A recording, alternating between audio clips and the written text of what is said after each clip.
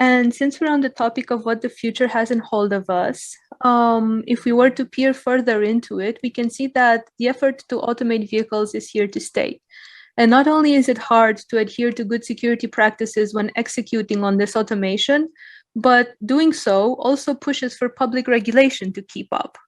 Here we have Ian Gloss, who is enthusiastic about following this cat and mouse game, and he is responsible for developing algorithms for the automotive cybersecurity products at Garrett Advancing Motion. Today, he will take us through the automotive security challenges, both those that we have already mapped, but also those that lie dormant in our near future. Ian, take the wheel. Hello, thank you for kind introduction. My name is Jan Gloss. I'm from Garrett Advancing Motion company, and I'm the algorithm development engineer working in automotive cybersecurity. This presentation will be quite different from previous one because this will be quite an overview of whole the automotive cybersecurity, because I think it's quite different from classical IT cybersecurity or classical company cybersecurity. And my presentation, when I can switch to next slide there, my presentation will consist of three main topics. First of them will be motivation, needs, and requirements on cybersecurity in automotive. Second, I would like to introduce our solution, and as a third point, I will describe current and future challenges, what we can expect, and what are current issues there. So first part, motivation, needs, requirements. Some brief history. We can see that there were quite a high number of attacks or incidents in terms of cybersecurity of vehicles. We are concentrated on vehicles, not only the infrastructure. We are looking at the vehicles mainly, and you can see that most known OEMs are involved in this.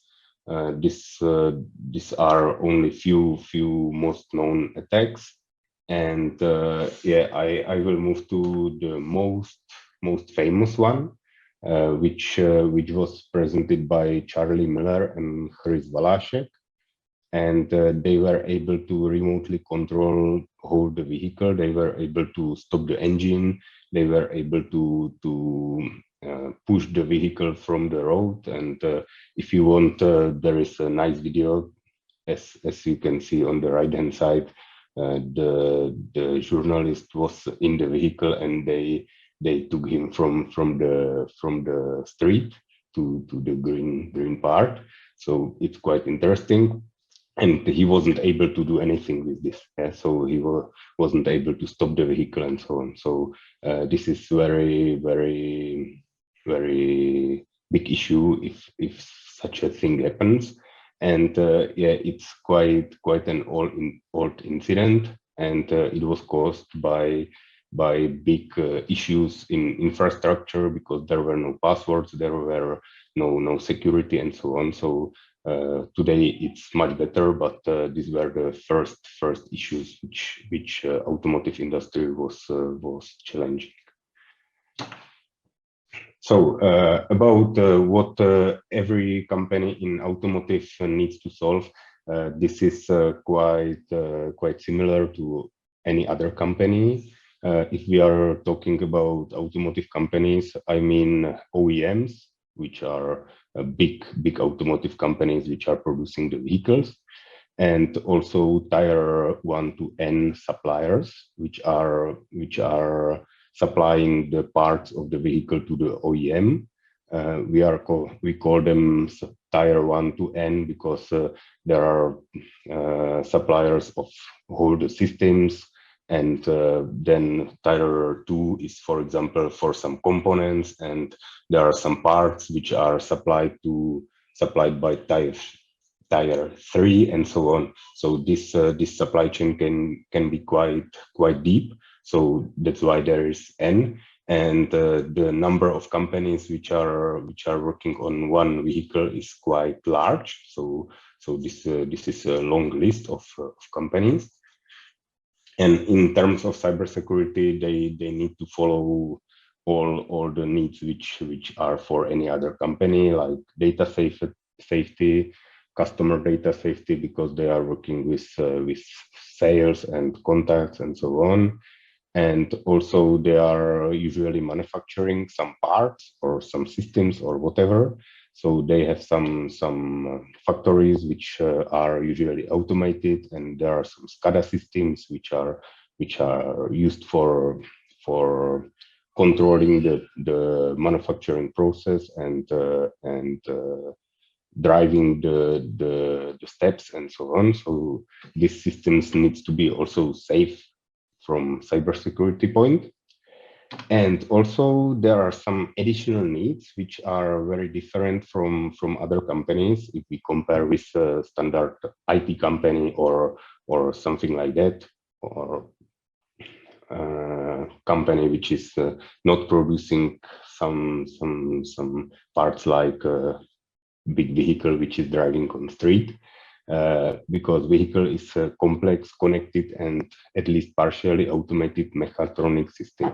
What does that mean? This means that it's not a virtual asset; it's a real part of our life, and we need to take big care about this, and mainly about the cybersecurity of the vehicle.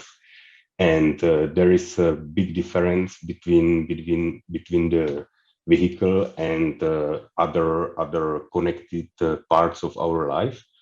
If I mention laptop, smartphone, single board computer, or whatever device which is somewhere connected, vehicles cannot be powered off anytime. I think this is quite known. If you are driving, you cannot power off the vehicle. Even if there is some attack, you are not able to switch it off. You are not able to disconnect it, or for today's vehicle you are able, but for future vehicles this will not be able, because this can cause some malfunctions and so on. Also, you are not able to update the vehicle anytime, because there can be some driving, or the vehicle can be stopped somewhere where it's not good idea to update it. It can take some time. The driver needs to be sure that he will not use the vehicle in that time, so it's not so easy. And also in terms of network in the vehicle, there is 80 to 150 control units in a single vehicle. It's not one processor and some stuff.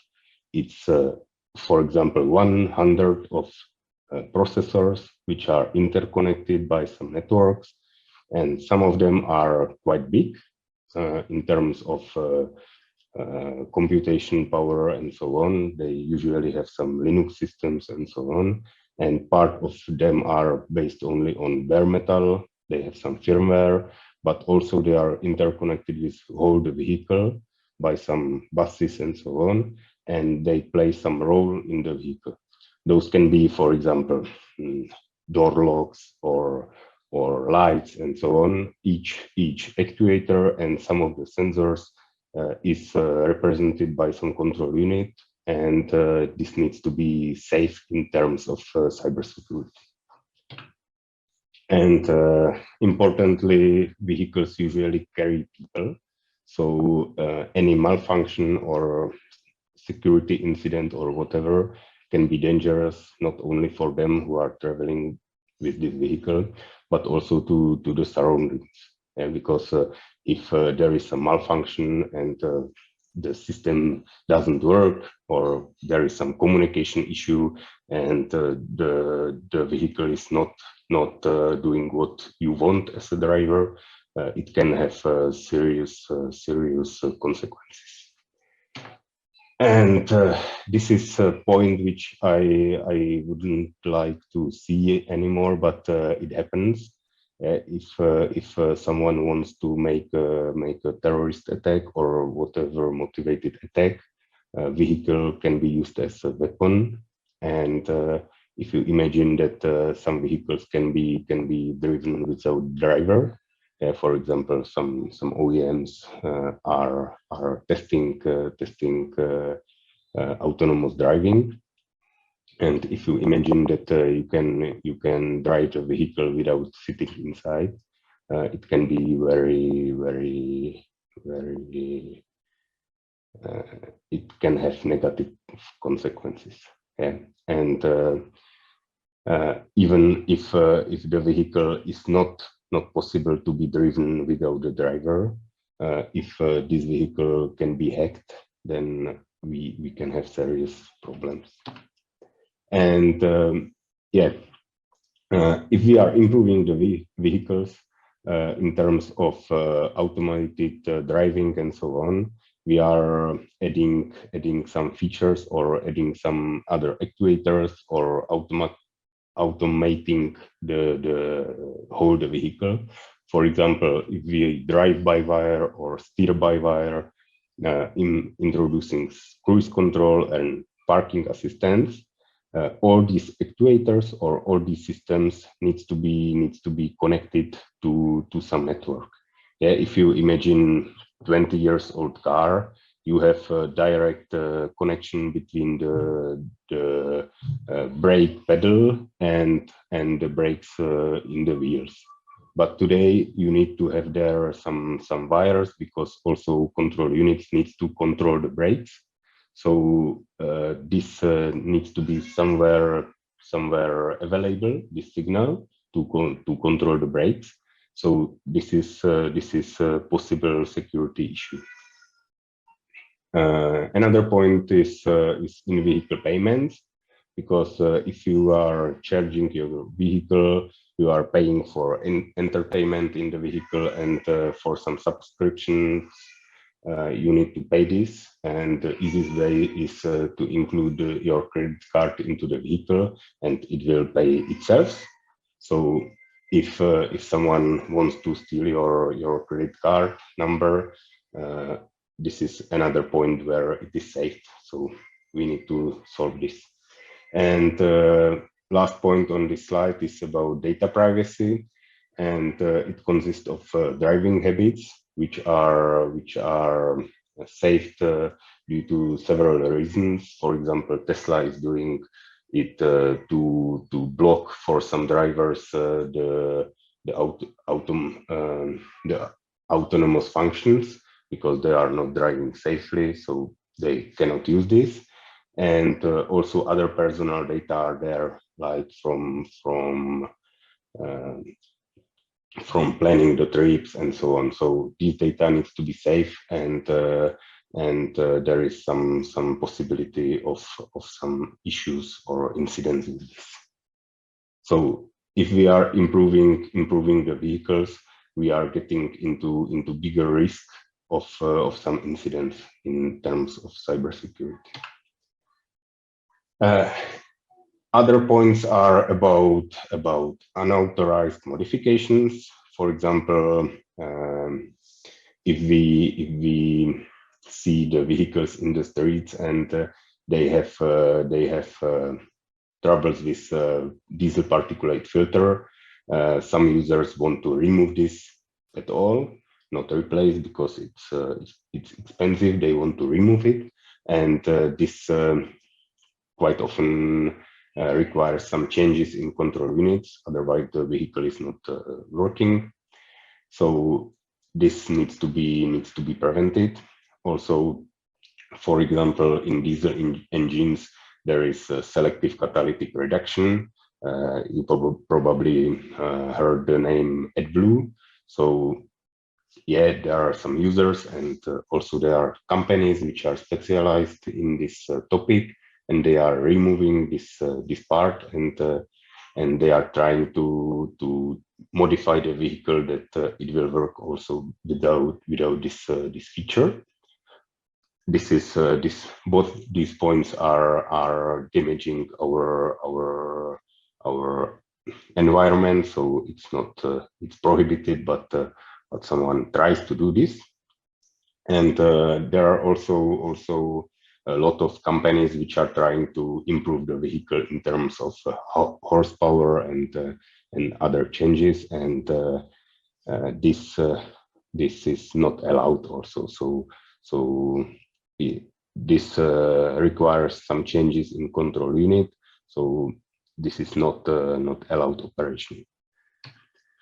And also other part is vehicle theft, and there are three main ways how the thieves work today.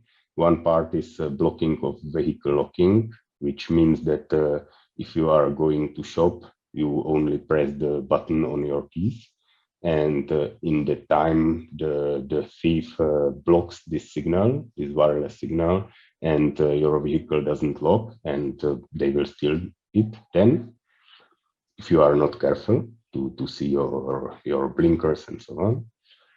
There are also some incidents due to OBD attack, what means if you are, for example, taking something from your taking out some luggage or whatever, they need only about 30 seconds to plug some device into your OBD socket. It's used for diagnostics of the vehicle. It's near the steering wheel, and they are able to reprogram some control unit, and then they are able to open the car. And they will only reprogram the control unit, then they will remove the device from your OBD socket, and then they will be able to steal the car without damaging it and so on. And also one possibility is amplification of keyless entry signal. If you have your keys near the door, it's possible to amplify the signal of the key and transmit it near the vehicle, and then it's possible to open the vehicle and start the engine and steal the car. So these are some examples, not all, but these are things which needs to be solved, because OEMs, fleet managers, and also users in some cases need to prevent these accidents or these incidents, and they are requiring this. Now we can see the possible attack points. We have two color of lines. There are green lines which represent today's attacks, and there are red ones which presents possible future attacks which are expected in the future when the connected vehicles will be more widespread. And if I go through the numbers, for example, number one is connectivity from vehicle to vehicle. So vehicles are communicating to each other to prevent the crashes and so on. And if this communication is somehow compromised, this can lead to some accident or whatever. Number two is, for example, vehicle to infrastructure communication. When the lights are transmitting a signal that there is green or red, and if this signal is not correct, it's somehow damaged or changed. This can lead to some issues also. 3 and 4 are connections into some cloud. So, for example, OEM has usually today some clouds which the vehicles communicate with. And also you can imagine that a lot of cars have some apps which can be installed into the infotainment, and you need to update these apps and so on. So this communication is also there, and this can be source of attack. And number 5 is updating the vehicle, the software and the firmware of the control units. So if someone can push there some malicious source code or whatever, or binary or anything. This can lead to different behavior of the vehicle and security incidents. And the last highlighted part is the operating system of the main control units in the vehicle, because they are usually based on Linux, and they are not only bare metal. So this can be also issue, or this can be also attack point to the vehicle. And now some brief description of cybersecurity regulation in automotive. Probably most important is type approval. If some OEM wants to sell the vehicle in any country, they need to get a type approval, which means that they need to clarify, need to say that it's in accordance with rules and so on. And there are two main parts, which is R155 cybersecurity management system, which means that each vehicle will need to have some intrusion detection system and other parts of cybersecurity solution. And second one is about software updates and its management system. So this is the OEM must clarify how they will do this. There are also other legislations. The most important is probably ISO 21434. It's about cybersecurity from design to other aspects of this field, and also other ISO norms apply to automotive. For example, for all off-board systems like diagnostic tools, backend servers, everything which is off board of the vehicle, there applies the 27000 series of ISO norms. And also we need to keep in mind GDPR and other user data privacy regulations. And we are expecting new regulations from EU about the cybersecurity incidents and their reporting and so on, and sharing across the states of EU and so on. Now I will present our Garrett solution. We are working on 3 core products. One of them is CAN intrusion detection system, CAN IDS, which monitors all the communications within the vehicle on CAN bus, and it detects anomalies in the communication. If there is some message which shouldn't be there, or if some message is missing, and a lot of rule-based algorithms. Then we have Ethernet solutions, which consist of firewall and IDS, Ethernet IDS, which works like that. It detects anomalies in Ethernet communication, and it can block some malicious communication.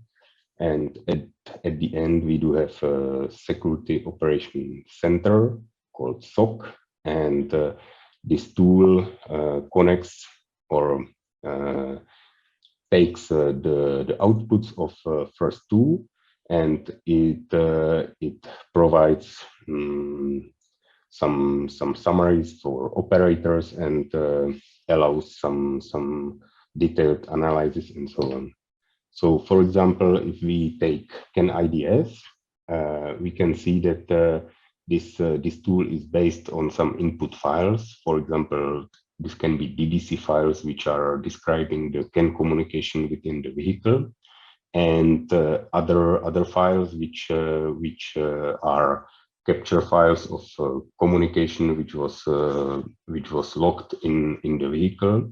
And based on these inputs, the rule set is generated, and based on this rule set, we prepare IDS code, which is then included into some control unit, usually gateway or some high-level control unit.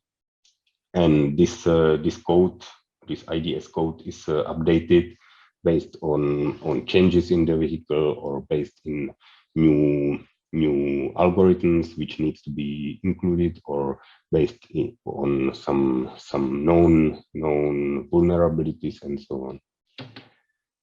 If we take a look at SOC, we can see that we can get alarms from different vehicles, from different algorithms, from different control units, and then we can see the overview of what's happening. So if there was some attack to several vehicles, we can see what part of vehicles are under attack, and we can do something. For example, if there is attack, it can be reported to the user, or if there is a false alarm, false positive alarm, this algorithm or this particular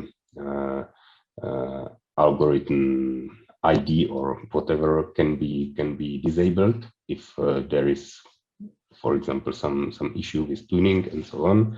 So this tool provides overview, and this can be used for OEM or the fleet manager or whatever who is interested in this and is capable to use it. And now I think we are going to most important part of my presentation, which is about challenges, current one and future ones. And one of the current challenges is tuning of IDS, of intrusion detection system. And what do I mean with tuning? It's a process when we are trying to find rules which describe the communication in the vehicle, and based on these rules, we can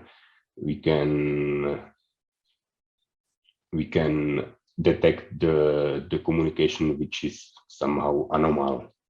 So this is based on, as I told you before, on DBC files or AR/XML files. Then we can use also communication log files and some additional data like some additional description and so on. There are three approaches which are usually combined. First one of them is desk tuning. So you only take the descriptive files and you tune the rule set and then generate the code, and it somehow works. But this can work only for some part of algorithms, only for some basic, for example, detection of message IDs and so on. But if you want to use some advanced algorithms, you need to involve capture files, the communication log files, and if you want to tune the algorithms, you need to have capture files for different situations of the vehicle. For example, if you are pressing buttons, if you are staying idle, if you are driving, if you are going to washing machine, car washing machine, and so on, because these are different situations, and the vehicle can behave differently in these situations. And based on these capture files, you can fine-tune the rule set. And there is possibility to self-tune the rule set. And I think this is a big challenge because due to limited computing power in the vehicle, you don't have a lot of possibilities how to do this. Because there is a pressure for price. So no control unit is more power in terms of computation than it needs to be. So you have no space for making some complex analytics and so on in the vehicle. So this is issue today, I guess. And there are also other challenges which we are trying to solve. One of them is vehicle configuration. For example, if you have one vehicle type and the OEM is selling this type with or without cruise control, there is one control unit which is representing this cruise control, and in one vehicle this control unit is there, and in another vehicle the control unit isn't there.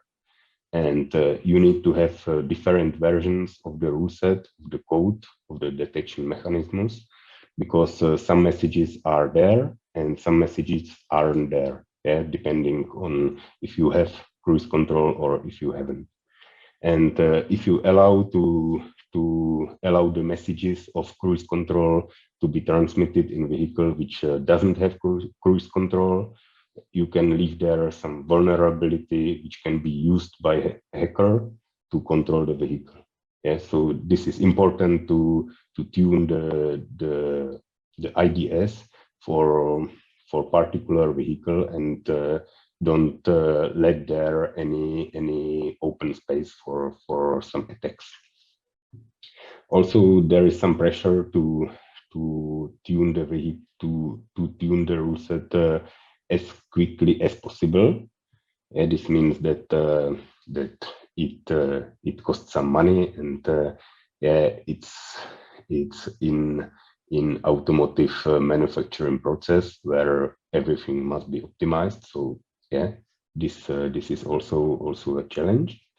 And the rule set tuning or the IDS tuning is always trade-off between time and effort which is spent on this, the rule set tightness, which I described on cruise control example, and ratio of false positive alarms. Yeah, because you could ban some messages which didn't appear in some capture file, because you think that this cannot happen, but there can happen some situation. For example, if you stop on the highway and press some button and something happens, for example, e-call is active or whatever, then this you can get, for example, false positive alarm. Another big challenge is long-term support. Vehicles need to be supported, and not only from point of view of aftermarket parts and service, but also from perspective of cybersecurity. If we can take an example of smartphone, you can get updates for 1 to 3 years or 6 to 7, depending on system you use. And if you take a look on the table on the right hand side, you can see the average lifespan of some devices. If we see smartphone, it's almost 3 years, laptop 3 to 5, router 5 to 8, server 3 to 8, and for passenger vehicle and trucks, we can expect 12 years, yeah, in the EU. And for heavy or other similar vehicles, we can expect 20 years of lifespan.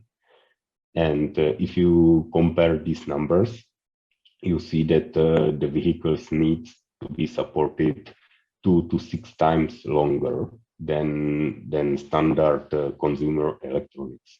So you need to keep the support for these devices in the vehicle, for the control units, for the software, for the hardware, at least for 12 years, because it's average lifespan.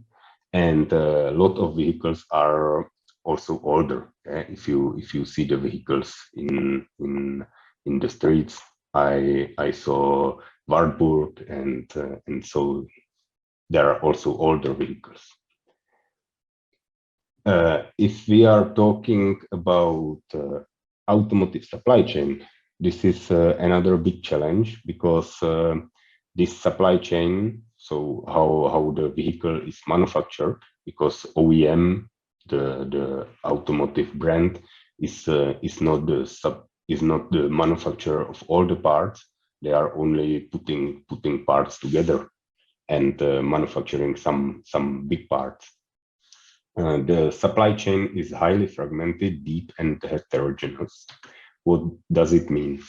It means that we can see on this example that OEM is responsible for vehicle level, and then there are some suppliers, Tier 1, Tier 2, Tier 3, Tier 4, which are responsible and supplying some parts and systems and so on.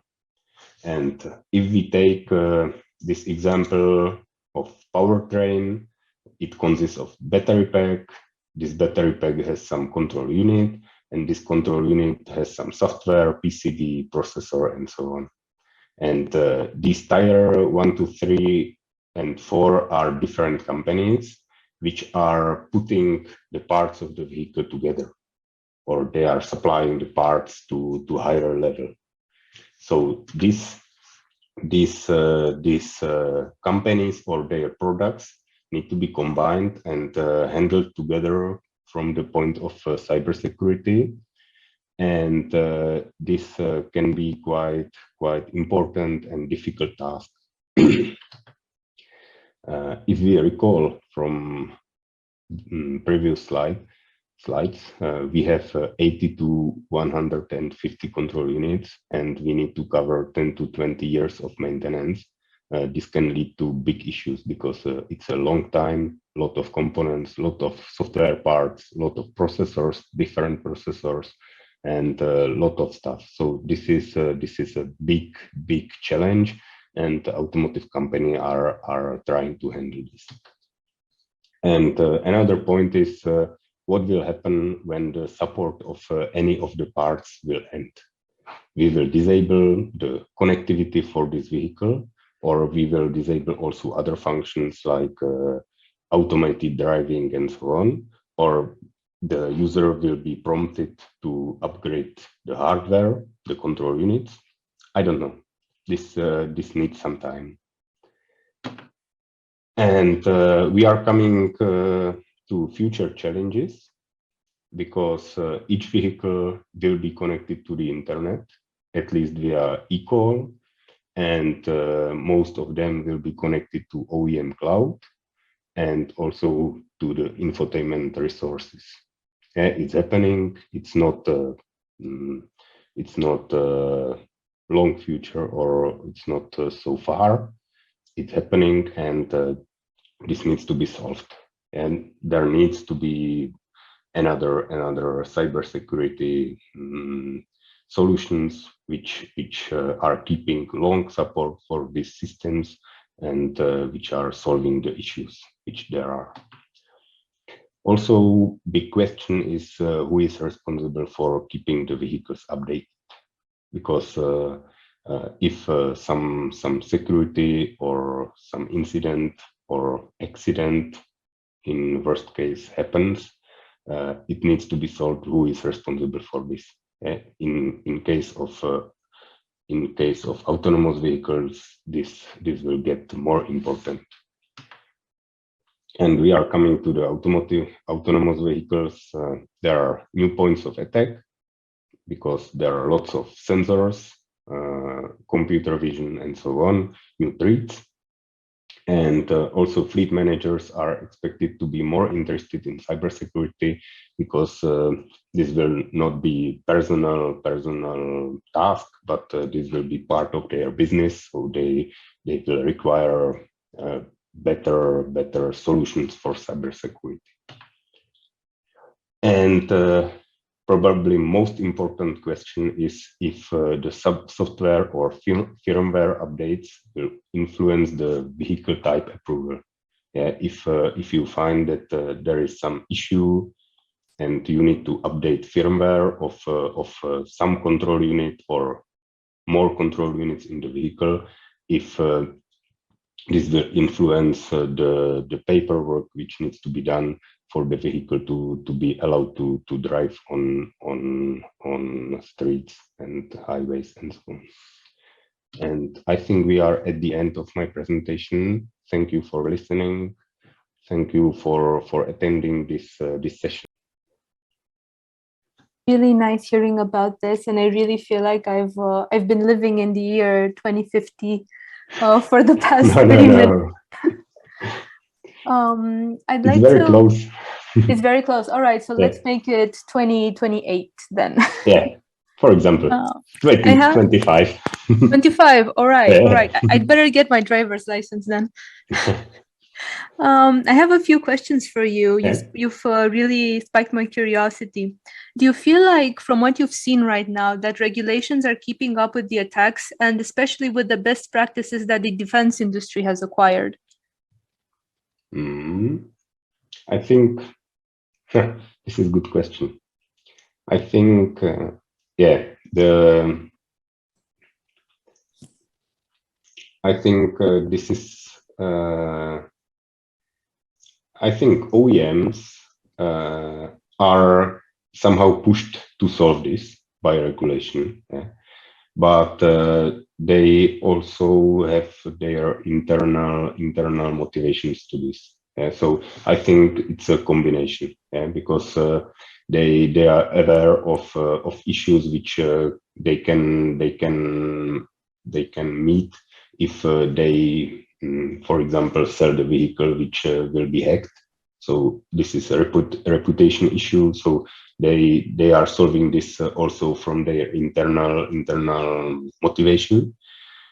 And I think that the regulation is it's not very strict.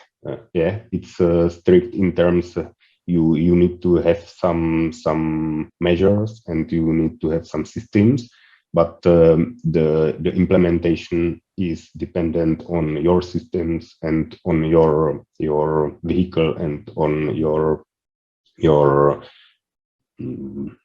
choose of components and so on. So I think, yeah, it's a good framework, and I think it would be great if it is standardized and if there are some common components, and yeah, I think it works together. Yeah, I think it's very interesting how you described it as being a combination of reputation, but also public regulation. It's never just one, and it shouldn't be just one. You know, the type of person who, as a hobbyist, starts adding or subtracting features from their smart car in order to, you know, get a car that's closer to what they would like it to be. But they're doing this without being an expert and without knowing much about cybersecurity, for example. Do you feel like these kinds of experiments are exposing the vehicles even further to attacks? It depends, I think. Yeah, because there are some, for example, for my vehicle, which I owned, I was adding there some features. For example, Bluetooth hands-free. It's a few years ago, I think 10 years ago or something like that. And yeah, this was only about cutting some wires and adding there some features. Yeah, and this was only in the, for example, I wasn't accessing the engine and so on. Yeah. And I think for future there should be some way how to improve this these functionalities of the vehicle. Yeah, because I was adding Bluetooth hands-free, and it was connected directly to radio of my car. And yeah, it worked fine. And I can imagine that if you buy today vehicle, and then you will need some improvement in 5 years, I think there might be some platform or some possibility to buy a new entertainment and upgrade the vehicle, and it doesn't have to be from the OEM. It can be some general. And yeah, you can place their Raspberry Pi or whatever and play with it. But I think there needs to be some firewall to divide those systems from the vehicle driving engine and these parts. Yeah, I think it's a really interesting discussion to have right now, because I'm sure you're aware that, for example, in the European Union, we're talking about the right to repair. And the right to repair doesn't come with a knowledge necessarily of how to repair. A lot of hobbyists are more enthusiastic, but sometimes they lack the full spectrum knowledge that the manufacturer has, right? So I'm assuming we're also going to see something like you described, a firewall or a way through which you can add or subtract so much from the system of your car, but without ever touching some critical infrastructure inside of it, right? Yeah, I think this is important to keep there some line which cannot be accessed, or which cannot be stepped over, and keep those systems firewalled. But I'm not sure if it is possible. But I've seen some examples that some OEMs are trying to divide the vehicle to some basic parts, or the how to call it, the critical parts, and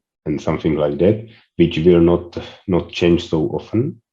And there will be some parts like infotainment which could evolve quite quickly, and might be reused, or might be updated about 2 years or whatever. I don't know. I only heard something like that, but we will see what will happen in this. What you're describing sounds to me like the ring zero of a kernel, you know? Yeah, for example, something like that. Yeah. Thank you very much for your presentation. This has been awesome, and thank you for your presence at DefCamp. It was a great opportunity to share my thoughts and so on. Thank you. Thank you.